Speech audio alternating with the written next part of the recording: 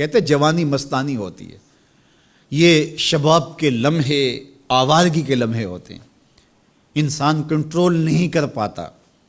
لیکن اگر اللہ کا خوف اس کے سینے میں ہو، اس کی محبت اس کے رگو ریشہ میں محو نفوذ ہو، تو پھر جوانی میں توبہ کرنے والے اور جوانی میں اللہ کی رضا جوئی کے لیے کوشاں ہونے والے اللہ کی خاص رحمتوں اور کرم نوازیوں سے مالا مال ہوتے ہیں۔ ارشاد فرمائے ان شبابہ فیما ابلاہ، جوانی کے بارے میں پوچھا جائے گا کہ جوانی کہاں بسر ہوئی۔ بعض نے یہاں ان جسدہ فیما ابلاہ، ابن حبان نے اور امام ترمذی نے جو حدیث روایت کی ہے اس میں یہ لفظ بیان کیے ہیں کہ جسم کے بارے میں سوال ہوگا، یعنی جسم کے ایک ایک عضو سے پوچھا جائے گا۔ تم سے پوچھا جائے گا تمہارے ہاتھوں نے کیا کیا، تمہاری آنکھوں نے کیا کیا، تمہارے کان کیا سنتے رہے، تمہاری زبان کیا بولتی رہی، تمہارے قدم اٹھ کے کن راہوں کا سفر کرتے رہے، تمہارے ایک ایک عضو بدن کے بارے میں تم سے پوچھا جائے گا۔ عمر کا ذکر بھی ہے اور جوانی کا ذکر بھی ہے، تو جب عمر کے بارے میں پوچھ لیا گیا تھا تو پھر جوانی کا الگ سے کیوں پوچھا گیا؟ تو کہا کہ جو جوانی ہے یہ عمر کا خلاصہ ہے، اور عمومی طور پہ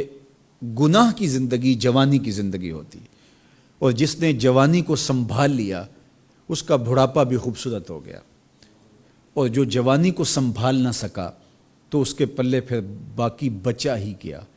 اسی لیے ایک روایت میں آتا ہے ان اللہ یحب الشاب التائب،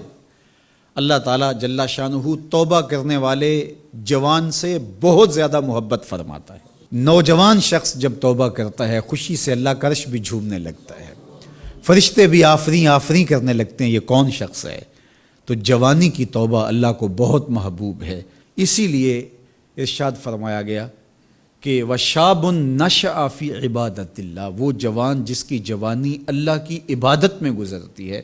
کل قیامت کے دن جب کوئی سایہ نہیں ہوگا اللہ اس جوان کو اپنے عرش کا ٹھنڈا سایہ عطا فرمائے گا۔ تو جوانی کو سنبھال کے رکھنا، یہ پوچھا جائے گا کہ تو نے جوانی کیسے گزاری۔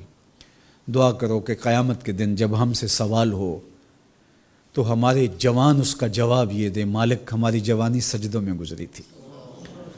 ہماری جوانی تیرے دین کی نوکری کرتے ہوئے بسر ہوئی، ہماری جوانی قرآن کی دعوت دیتے ہوئے گزری، ہماری جوانی کتاب اللہ کی تعلیم حاصل کرتے ہوئے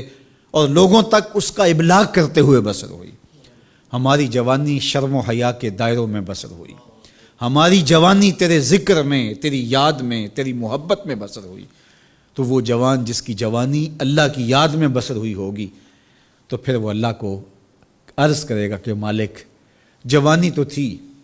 شباب کی جولانیاں تو تھیں، میرے معاصر میرے ہم عمر شباب کی لذتوں میں کھوئے ہوئے تھے،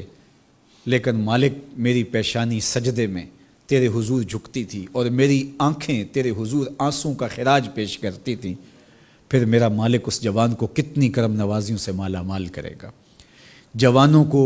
جو اس وقت میرے مخاطبین ہیں میں کہوں گا کہ اپنی جوانی کو اتنا ستھرا اور پاکیزہ بنا لو کہ کل حشر کے دن شرمندگی نہ ہو کہ جوانی کو تو ہم سنبھال نہیں سکے، ہم دیوانے ہو گئے تھے، ہماری خواہشات بے قابو ہو گئے تھی، ہم اپنی عصمت کے جوہر کو محفوظ نہ رکھ پائے، ہماری نظروں سے حیا اور شرم کا جوہر اڑ گیا، اور ہم آوارہ مزاج چوکوں گلیوں بازاروں اور تھڑوں کے اوپر بیٹھ کے جوانی کے قیمتی لمحے ضائع کیے۔